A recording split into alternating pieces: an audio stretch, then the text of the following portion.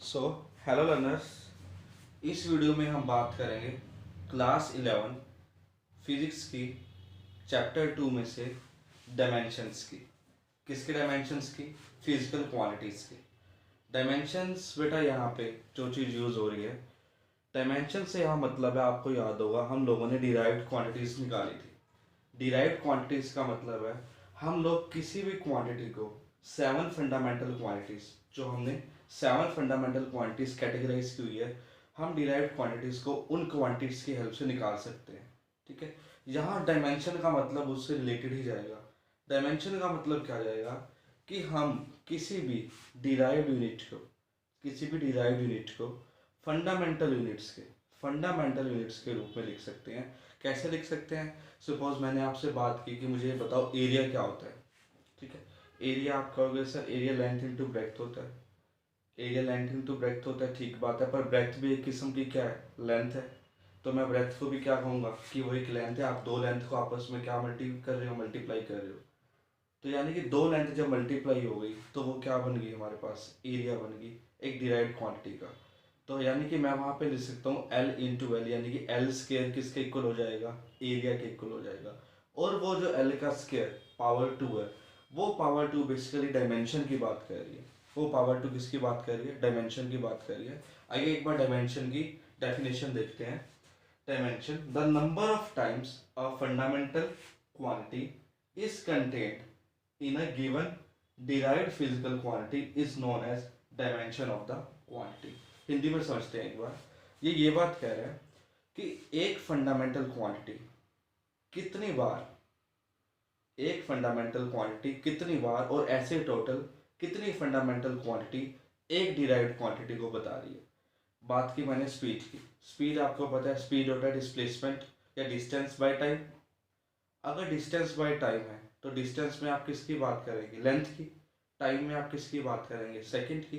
तो L by T, यानी हमने दो पैरामीटर्स ले लिए, दो फंडामेंटल क्वांटिटीज ले ली। एक ले ली डिस्टेंस, एक ले लिया टाइम, और उससे हमने किसको बता दिया कि ये डिराइव्ड क्वांटिटी किस किसकी दो फंडामेंटल क्वांटिटी से मिलकर बनी है? लेंथ और टाइम से।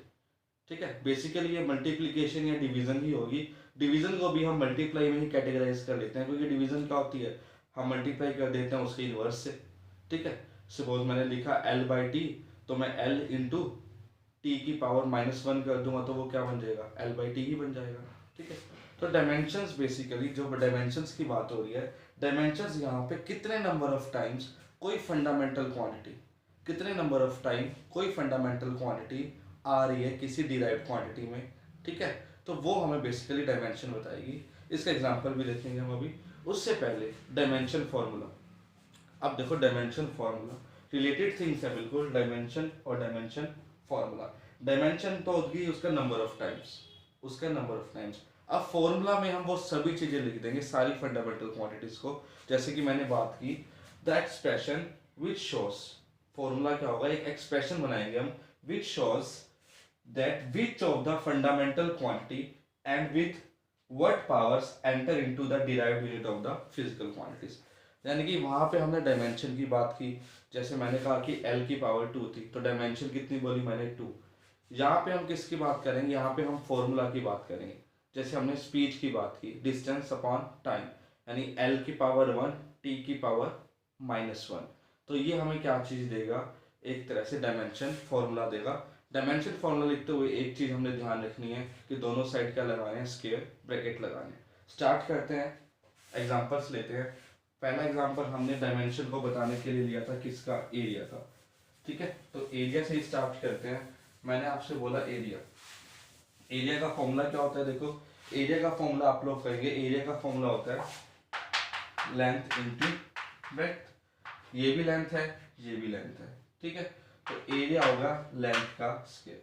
ठीक है, एरिया होगा लेंथ का स्क्वायर, यानी कि ये टू हमारे पास डायमेंशन है, ये टू हमारे पास डायमेंशन है। अब डायमेंशनल एनालिसिस करते हुए ना हमें कुछ बातें ध्यान रखनी पड़ती है, जो मैं डायमेंशन फॉर्मूला में आगे यूज करूँगा। क्या यूज करूँगा? हमें सिंबल यूज करने पड़ते हैं डायमेंशन फॉर्मूला बनाने के लिए। सिंबल कैसे? हम मास की जगह क्या यूज करते हैं? देखिए, मास की जगह हम यूज करेंगे m। For length we will use l, for time we will use T. Basically MLT mostly हमारे पास मैकेनिक्स के जितने भी मैकेनिक्स के हमारे पास डायमेंशन फॉर्मूलाज बनेंगे क्लास +1 के, वो MLT से सेटिस्फाई हो जाएंगे, इतना बहुत है। कुछ में हमें जब थर्मोडायनेमिक्स में हम एंटर करेंगे तो टेम्परेचर लेना पड़ेगा, बट मोस्टली मैकेनिक्स MLT से सेटिस्फाई हो जाएगी। अगर इसके अलावा 7 फंडामेंटल है ना, 4 रह गए। अगर इसके अलावा हमारे पास क्या आए, करंट आए, करंट के लिए हम यूज करेंगे एम्पियर, ठीक है। अमाउंट ऑफ सब्सटेंस आए, मोल, ओके। लुमिनस इंटेंसिटी आए, CD कैंडला, मतलब उनकी यूनिट का सिंबल। और टेम्परेचर आ जाए केल्विन, टेम्परेचर आ जाए तो केल्विन। मेनली MLT से हम लोग सेटिस्फाई कर देते हैं फॉर्मूलाज को जो हमारे पास अब हैं, बट बाई चांस ये चीजें ऐड हो जाए तो इसमें हमें जो उनकी यूनिट्स का सिंबल है वही सिंबल यूज करना पड़ता है, ठीक है। अब डायमेंशन फॉर्मूलाज बनाने शुरू करते हैं। उसी के अंदर आपको डायमेंशंस भी बता दी जाएंगी कि ये इसकी डायमेंशन है, इसकी डायमेंशन है, और ये डायमेंशन फॉर्मूलाज है। शुरू करेंगे सिंपल से और पहुंचेंगे कॉम्प्लेक्स पे, चीजों को जल्दी जल्दी समझेंगे। स्टार्ट करते हैं। पहली चीज फर्स्ट हम बात करते हैं, जैसे हमने बात की स्पीड की, ठीक है। स्पीड क्या होता है, डिस्टेंस अपॉन टाइम, आप सभी को पता है। अब डिस्टेंस क्या चीज है, लेंथ है। लेंथ के लिए मैंने क्या यूज करने के लिए कहा था आपको, सिंबल यूज किया हमने L। टाइम किससे डिनोट करेंगे, T से। तो हमारे पास इसका हमें क्या चाहिए, डायमेंशनल फॉर्मूला। डायमेंशन फॉर्मूला क्या आ जाएगा, LT-1। T को ऊपर ले गए और क्लोज ब्रैकेट में लिख दिया LT-1। ये हमारे पास डायमेंशन फॉर्मूला आ गया किसका, स्पीड का, ठीक है। अगर मैं कहूँ स्पीड की डायमेंशन कितनी है, डायमेंशंस बताने के लिए मेनली हम बताते हैं m की पावर।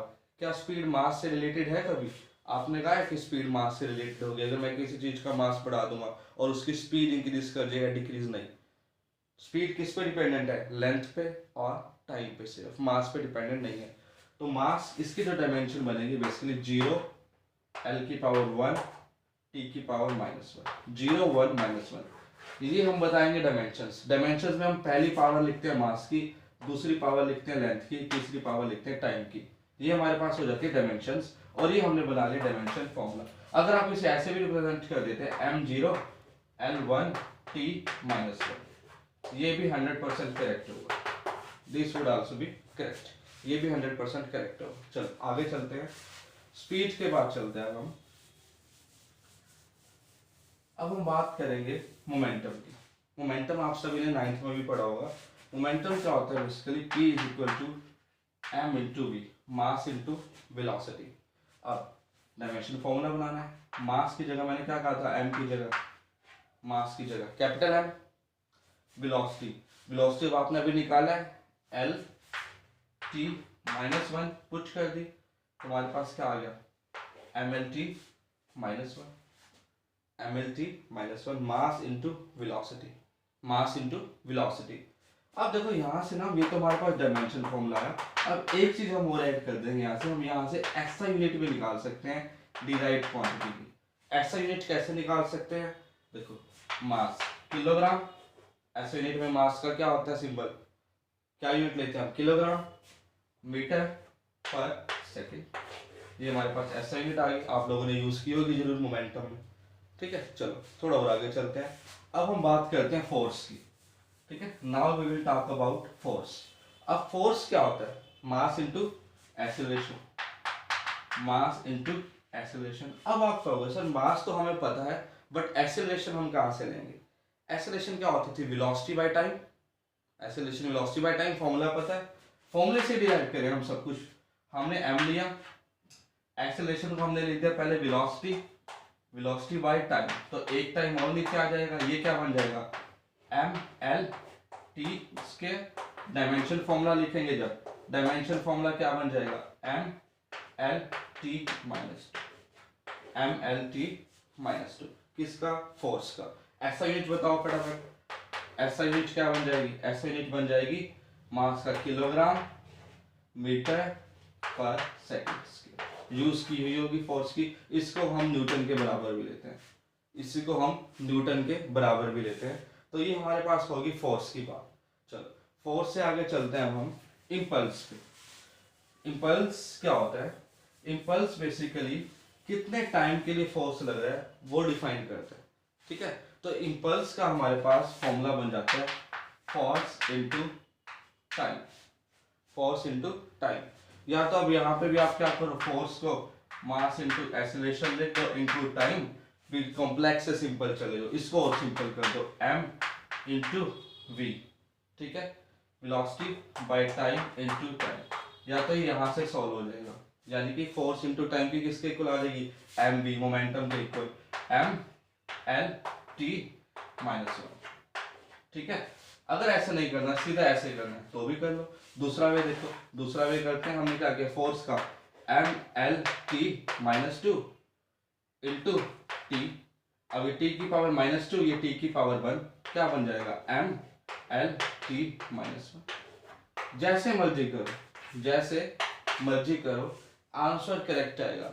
सीधा कॉम्प्लेक्स चीजें लर्न हो जाती हैं, वेल एंड गुड, बार बार पढ़ोगे लर्न हो जाएगी, नहीं होती तो घबराने वाली बात नहीं है, सिंपली हम लोग ऐसे कर सकते हैं, ठीक है। चलो नेक्स्ट फॉर्मूला पे चलते हैं, एनर्जी पे, ठीक है, एनर्जी पे चलते हैं। मैं कहता हूं potential energy, potential energy, potential energy किसके इक्वल होती है, एम जी एच की। मास जी क्या होता है, acceleration due to gravity, acceleration due to gravity. H is height, length में मापेंगे। लो एम की जगह मैंने पुट किया capital M, acceleration due to gravity अब पता है एल बाय टी का स्क्वायर, एच की जगह क्या आ जाएगा बेटा, एल, लो डायमेंशन फॉर्मूला दिया, कोई बड़ी बात है ही नहीं, M L square T minus two, किसका बन गया, पोटेंशियल एनर्जी का। अब एक बार मैं आपको बताता हूँ, पोटेंशियल एनर्जी का और कोई भी एनर्जी हो, किसी भी फॉर्म में एनर्जी हो, हीट एनर्जी हो, कुछ हो, उसका हमेशा M L two T minus two आएगा। वर्क डन भी हम किसके इक्वल लेते थे, चेंज इन काइनेटिक एनर्जी के, यानी ये चीजें आपस में प्लस माइनस हो सकती है, ये भी ध्यान रखना, ठीक है। सेम डायमेंशन फॉर्मूला होगा तभी हम उसको प्लस और माइनस कर सकते हैं, ठीक है, वरना नहीं कर सकते। ये बात अगले लेक्चर में हम लोग डिस्कस करेंगे, प्रिंसिपल ऑफ होमोजेनिटी में। चलो एनर्जी हम लेते हैं काइनेटिक एनर्जी, काइनेटिक एनर्जी की बात करते हैं। काइनेटिक एनर्जी किसके इक्वल होती है, हाफ एम वी स्क्वायर। अब यहाँ पे एक बात याद रखना, जहां कांस्टेंट आ गई, कांस्टेंट का हमने डायमेंशन फॉर्मूला से कुछ लेना देना, ठीक है। अब बात की एम वी स्क्वायर की, एम मास की जगह एम, वी स्क्वायर, वी क्या होता है एल बाई टी, इसका स्क्वायर हो जाएगा L square by T square.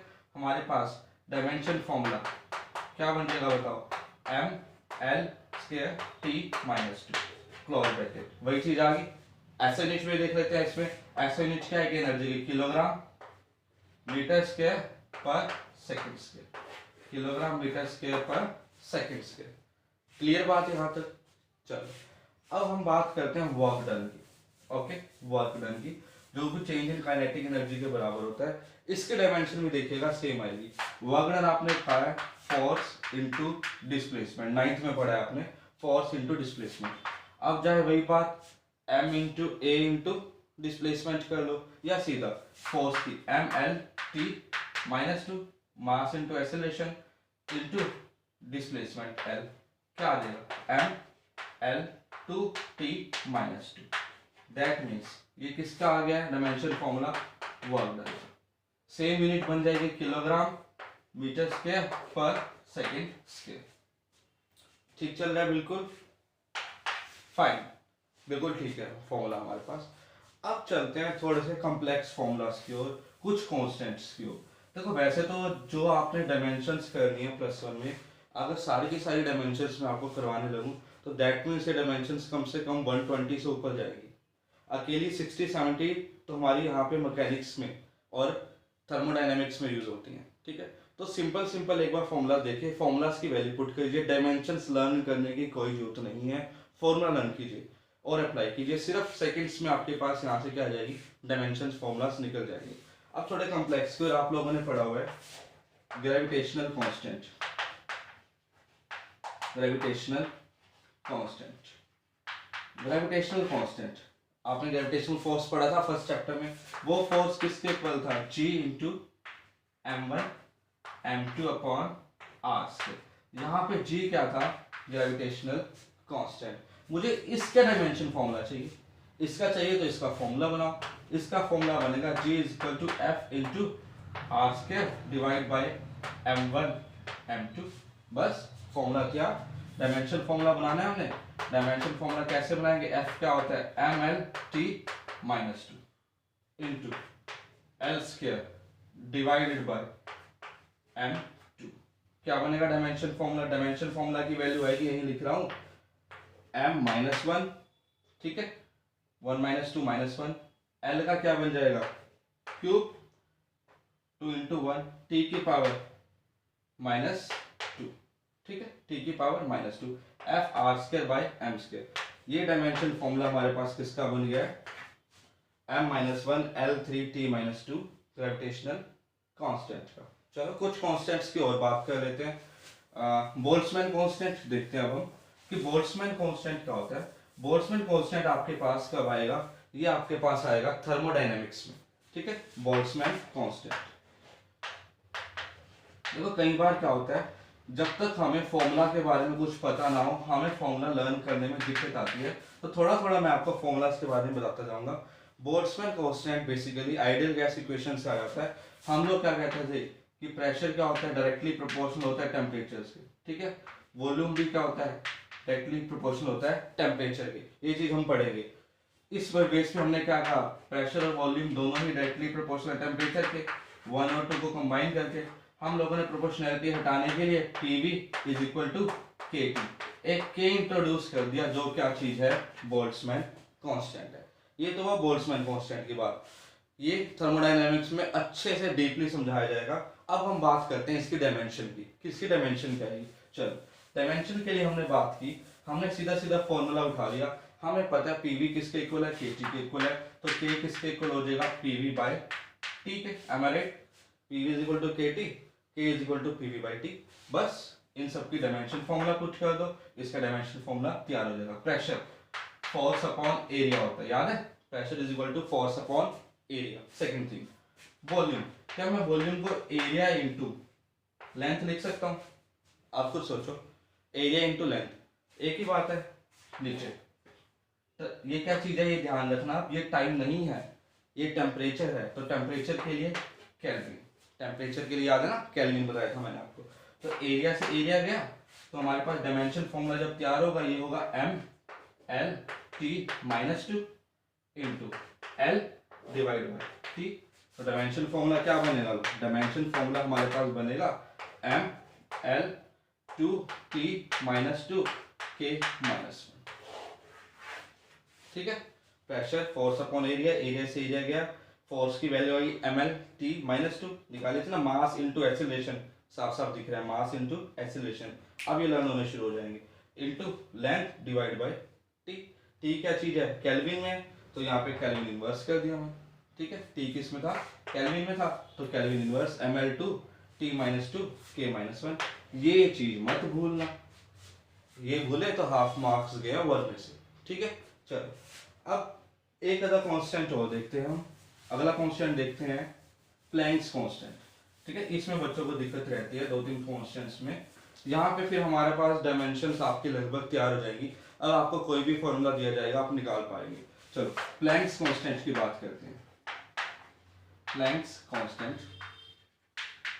वही बेसिक बात पहले बताऊंगा थोड़ी सी, ताकि आपको इसका फॉर्मूला याद रह जाए। ये कहता है कि energy of photon directly proportional होती थी फ्रीक्वेंसी के, तो energy of proton equal to करने के लिए हमने क्या किया, एक प्लैंक्स कांस्टेंट लगाया h कट इनटू न्यू, ठीक है। तो h कट किसके इक्वल आ गया, जो हमारे पास ये प्लैंक्स कांस्टेंट है, ये आ गया हमारे पास एनर्जी डिवाइड बाय न्यू के इक्वल।